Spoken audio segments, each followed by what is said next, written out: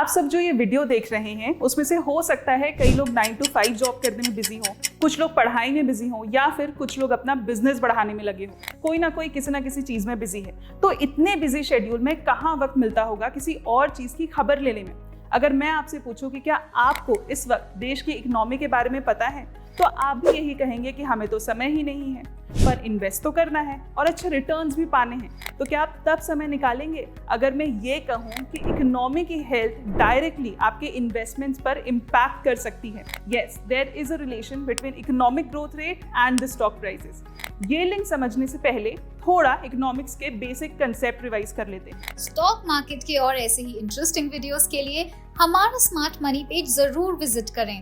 Link आपको description box में मिल जाएगा। सबसे पहला कंसेप्ट है कि इकोनॉमिक ग्रोथ एग्जैक्टली आखिर होता क्या है और मुझे कैसे पता चलेगा कि इकोनॉमी ग्रो कर भी रही है या नहीं। तो एक देश की इकोनॉमी कैसे चलती है? गुड्स एंड सर्विसेज का प्रोडक्शन एंड कंजम्पशन, इसी साइकिल से यहाँ प्रोडक्शन एंड कंजम्पशन बढ़ा, वहाँ ओवरऑल इकोनॉमी बढ़ेगी। अगर गुड्स एंड सर्विसेज के बारे में जानना हो तो हमें पहले जीडीपी के बारे में समझना होगा।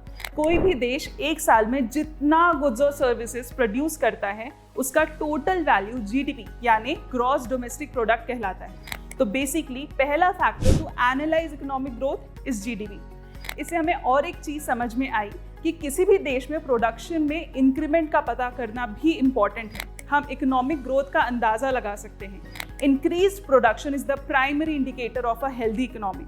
इंक्रीज प्रोडक्शन ये दर्शाता है कि ज्यादा गुड्स मैन्युफैक्चर किए जा रहे हैं और पहले से ज्यादा सर्विसेज भी प्रोवाइड की जा रही हैं। तो दूसरा फैक्टर हुआ increase production.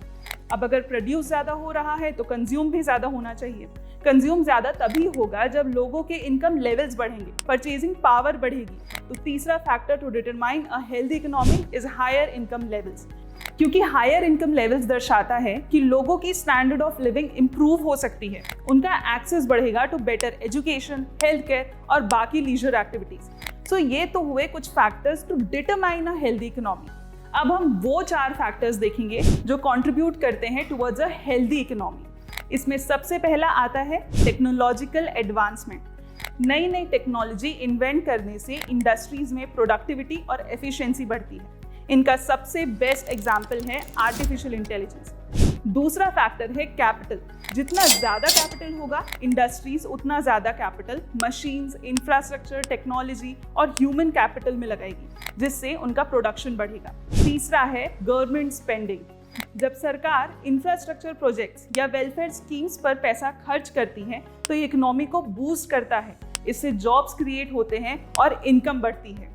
And fourth can be labour productivity. जितना ज्यादा लेबर स्किल्ड और एफिशिएंट होंगे उतना ज्यादा प्रोडक्शन बढ़ेगी। तो इकोनॉमिक ग्रोथ का कंसेप्ट समझने के बाद ये देखते हैं कि एक्चुअल में इकोनॉमिक ग्रोथ और स्टॉक प्राइसेस का लिंक क्या है और इसका आप पे क्या इम्पैक्ट पड़ता है। जब कोई इकोनॉमी ग्रो करती है, लोगों के पास ज्यादा पैसा होता है गुड्स और सर्विसेज पे खर्च करने के लिए। यहाँ लोग ज्यादा स्पेंड करते हैं, वहाँ बिजनेसेस और उनका प्रॉफिट्स बढ़ता है। जब बिजनेस के प्रॉफिट्स बढ़ते हैं तब लोग उनके शेयर्स खरीदने में ज्यादा इंटरेस्ट रखते हैं, क्योंकि प्रॉफिटेबिलिटी कंपनी की भी काफी बढ़ती है एंड इसी वजह से इवेंचुअली स्टॉक प्राइसेस भी बढ़ने के चांसेस होते हैं। पर हाँ, याद रहे इकोनॉमिक ग्रोथ और स्टॉक प्राइसेस हमेशा लीनियर वे में कनेक्टेड नहीं होते। और भी कई फैक्टर्स होते हैं जो ये प्राइसेस में फर्क डालते हैं। स्टॉक प्राइसेस का लीनियर और नॉन लीनियर रिलेशंस, ये दोनों ही कंडीशंस हम एग्जाम्पल से भी समझ सकते हैं। पहला एग्जाम्पल है 2008 में जब हमने देखा ग्लोबल फाइनेंशियल क्राइसिस। इस समय सिवियर इकोनॉमिक रिसेशन के साथ साथ बैंकिंग क्राइसिस हुआ था, जिसका नतीजा यूएस के स्टॉक मार्केट इंडेक्स जो था डाउ जोन्स, हिस्ट्री का वर्स्ट मार्केट क्रैश विटनेस किया। ये इंडेक्स गिरा बाय 777.68 पॉइंट्स, अब तक का बिगेस्ट पॉइंट ड्रॉप। हेंस ये एग्जाम्पल हुआ लीनियर रिलेशन का। इकोनॉमिक गिरने का सीधा इम्पैक्ट पड़ा मार्केट पर। इसका ऑपोजिट भी हमें देखने को मिला था कोविड पैंडेमिक में। उस समय भी हमने एक सीरियस रिसेशन देखा because of the lockdowns and job loss. Initially stock market में भी गिरावट देखने को मिली, लेकिन बाकी फैक्टर्स की वजह से ये गिरावट ज्यादा समय तक टिक नहीं पाई। क्या थे ये बाकी फैक्टर्स? गवर्नमेंट और सेंट्रल बैंक ने बहुत ज्यादा पैसा मार्केट में डाला, जिससे कि मार्केट को सपोर्ट मिला। प्लस लोगों में ऑप्टिमिज्म था कि वैक्सीन आने से जल्दी इकोनॉमी रिकवर हो जाएगी, इसलिए despite the recession stock market में बूम आया। तो ये था non linear relation. So as an investor economic growth rate को समझना बहुत जरूरी है। यह आपको समझने में मदद करता है कि इकोनॉमी किस डायरेक्शन में जा रही है।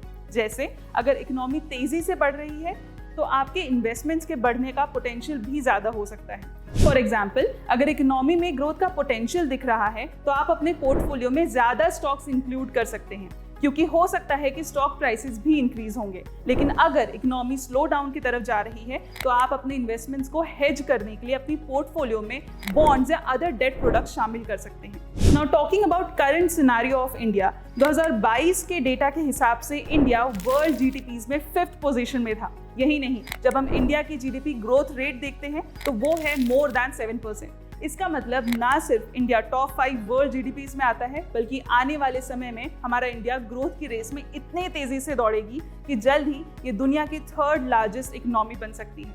Not just that, due to factors like a large population, increasing urbanization, rising middle class and ongoing reforms to improve ease of doing business, इसे वर्ल्ड की फास्टेस्ट ग्रोइंग इकोनॉमी भी कहा जा रहा है। इसलिए we Indians should definitely consider investing for long term without delay. Investments in securities market are subject to market risks. Read all the related documents carefully before investing.